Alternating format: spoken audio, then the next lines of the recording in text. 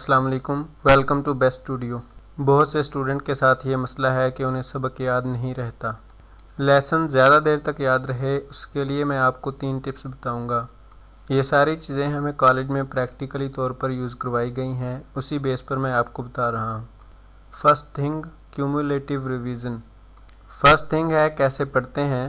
Actually جو سبق ہے، لیسن ہے، جو اسکول میں 5 دن تک پڑھایا گیا ہو، ایکچوئل میں طریقہ یہ ہے جتنا ہم اسکول میں پڑھتے ہیں اتنا ہی گھر جا کر ریڈ کر لیتے ہیں۔ یہاں پر ایک پرابلم ہوتی ہے کہ جو ہمیں 5 دن میں 4th اور 3rd ڈے میں پڑھایا گیا ہے وہ تو یاد رہ جائے گا، لیکن باقی جو ہے 1st اور 2nd ڈے والا وہ بھول جاتا ہے۔ کرنا ایسا ہے کہ جو آپ دوسرے دن سبق پڑھتے ہو اس کے ساتھ آپ نے جو پہلے دن پڑھا ہے وہ بھی اس کو ریوائز کر لینا ہے۔ پہلے دن آپ نے جتنا ٹائم دیا تھا اتنا نہیں دینا، بس 10 اور 15 منٹ اس کو دے دیجئے۔ 3rd ڈے جب آپ ریوائز کرو، 1st اور 2nd ڈے جو آپ نے پڑھا تھا اس کا بھی کوئکلی جو ہے ریوائز کر لیں۔ ایسے ہی آپ کو پورے 5 دن پڑھنا ہے۔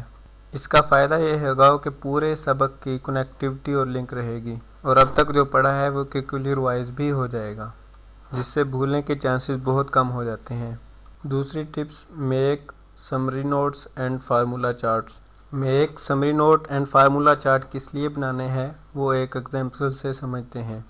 کہاوت ہے جو دکھتا ہے وہ بکتا ہے۔ ہم جب بھی فون لینے کا سوچتے ہیں یا کوئی ہم سے مشورہ لیتا ہے تو کم از کم ہمارے ذہن میں 2 نام ضرور آتے ہیں، ایک ہواوے سیٹ کا اور ایک سیمسنگ کا۔ ایسا کیوں ہوتا ہے؟ کیونکہ انہوں نے ہر سرکل پہ ہورڈنگ لگائے ہیں، اسی لیے ہمارے مائنڈ میں وہ بیٹھ جاتے ہیں۔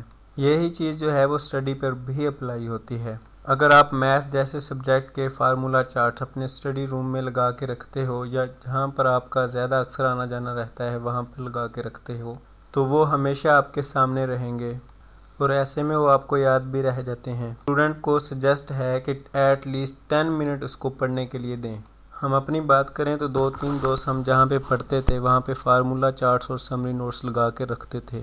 جب بھی ہم میں سے کوئی بور ہو جاتا تو وہ ایک بار انہیں ریوائز ضرور کر لیتا تھا۔ ایسا کرنا سبق یاد رکھنے میں بہت مدد کرتا تھا۔ تیسری ٹپ سب سے امپورٹنٹ ہے، ٹیچ ادرز۔ دوسروں کو پڑھاؤ۔ میں اپنے گروپ کا ایکسپیرینس شیئر کروں تو تمام کلاسز میں تقریباً میتھ کی پرابلم رہتی ہے۔ Math theory and technical subject ہے، اسی لیے یاد رکھنا ہارڈ ہو جاتا ہے۔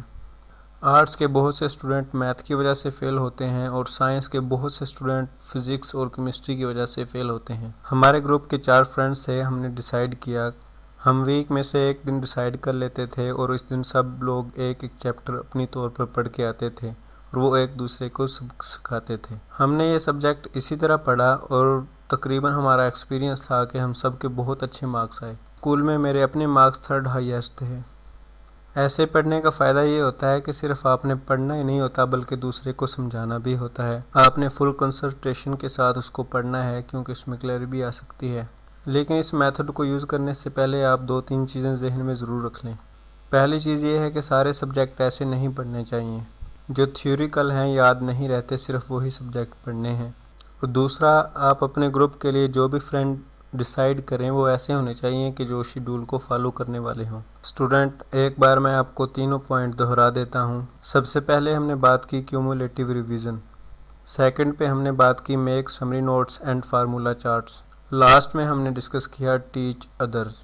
امید کرتا ہوں آپ کو ویڈیو یہ پسند آیا ہوگا۔ اپنے دوستوں کے ساتھ لائک شیئر کریں، اور ایسے ہی ویڈیو بیسٹ اسٹوڈیو انشاءاللہ وقتاً فوقتاً دیتا رہے گا۔ اس کے لیے ہمارے چینل کو سبسکرائب کریں، لائک کریں۔